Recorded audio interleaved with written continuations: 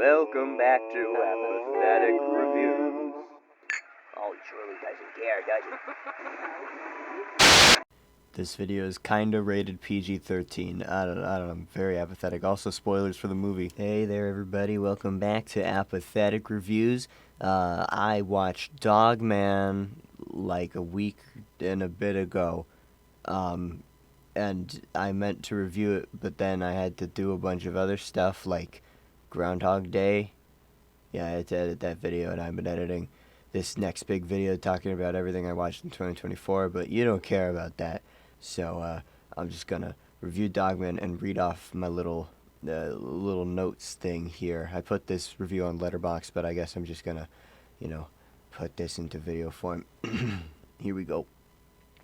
As a fan of the books, I was amazingly pleased with how everything was presented in the movie. The references and the logic from the books was super cute, and the animation is fantastic. But the pacing is a bit off, unfortunately. Sometimes the movie will be super fast, and that also applies to the jokes. There are many times when I didn't exactly catch what a character was saying because they were saying it so quick. But then sometimes the movie will slow down with a more deep and serious scene, and luckily those moments are the best parts of the movie. Almost every character is portrayed very well. Dogman himself does take a bit of a back seat in order to give Petey the spotlight, but that's to be expected since it does happen in the books like that anyway. Speaking of Petey, he's probably the best part about this movie. Pete Davidson does a pretty surprisingly fantastic job at voicing Petey. He really is the heart that drives the movie. Sure, ADHD and Petey's dad could have been done more better, but they work for what they are. Zuzu is kind of a forgettable character, though that doesn't really matter. It doesn't matter that she's more important in the books.